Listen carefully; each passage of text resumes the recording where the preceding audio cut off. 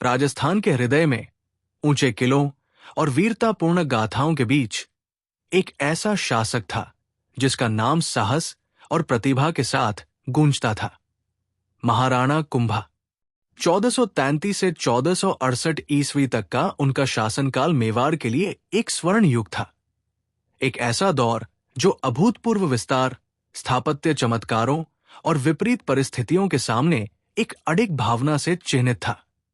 वे एक योद्धा राजा थे जो कभी कोई युद्ध न हारने के लिए जाने जाते थे। लेकिन महान शासनकाल भी एक चुनौती के साथ शुरू होते हैं। कुंभा का सिंहासन पर आरोहण स्वयं त्रासदी से घिरा हुआ था। उनके पिता राणा मोकल की कुछ असंतुष्ट सरदारों द्वारा क्रूरतापूर्वक हत्या कर दी गई थी, जिनमें महपा पंवार नामक एक व्यक्ति भी शामिल था। इन हत्यारों ने शरण लेने के लिए एक शक्तिशाली और महत्वाकांक्षी पड़ोसी के दरबार में शरण ली, मालवा के सुल्तान महमूद खिलजी। कुंभा, युवा महाराणा, ने न्याय की मांग की। उन्होंने खिलजी को एक तत्काल अनुरोध भेजा कि हत्यारों को सौंप दो, लेकिन खिलजी ने शायद मेवाड़ पर अपना प्रभुत्व स्थापित करने का अवसर देखकर हठपूर्वक इस मांग को अस्वीकार कर दिया। इस इनकार ने कुंभा के दिल में आग लगा दी। ये सिर्फ प्रतिशोध के बारे में नहीं था, ये मेवाड़ के सम्मान और इस संदेश के बारे में था कि कोई भी दुश्मन, चाहे वो कितना भी शक्तिशाली क्यों न हो, उसकी संप्रभुता को दंडरहित चुनौती नहीं दे सकता। 1437 ईस्वी में एक विशाल टकराव के लिए मंच तैयार था। महाराणा कुंभा मारवाड़ के राव रणमल राठौर की सेनाओं से मजबूत होकर एक दुर्जेय मेवाड़ी सेना का नेतृत्व करते हुए मालवा की ओर बढ़े। उनका गंतव्य सारंगपुर।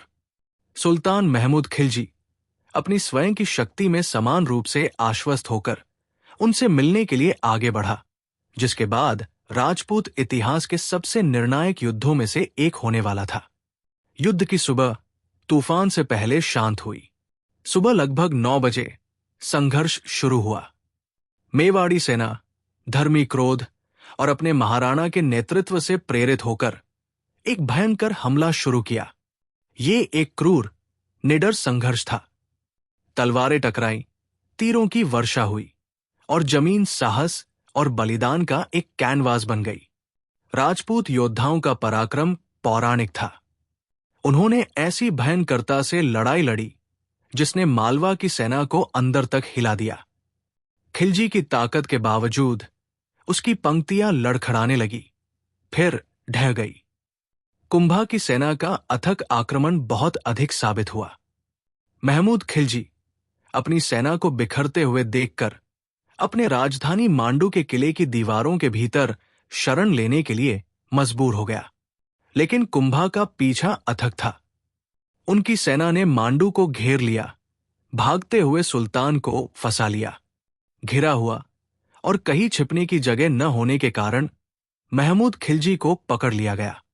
महपा पंवार, इस महाकाव्य संघर्ष का उत्प्रेरक, गुजरात भाग गया। उसका संरक्षक अब एक कैदी था। कुंभा खिलजी को चित्तौड़ वापस लाए, जहां सुल्तान 6 महीने तक बंदी रहा। आगे जो हुआ वो महाराणा कुंभा के चरित्र के बारे में बहुत कुछ बताता है। राज्य कौशल और उदारता के एक आश्चर्यजनक प्रदर्शन में कुंभा ने महमूद खिलजी को बिना किसी फिरौती या शर्त के रिहा कर दिया। कृपा का ये कार्य, हालांकि शायद भविष्य के गठबंधनों को बढ़ावा देने के लिए रणनीतिक रूप से प्रेरित था, कुंभा की एक महान योद्धा राजा के रूप में प्रतिष्ठा को भी मजबूत किया।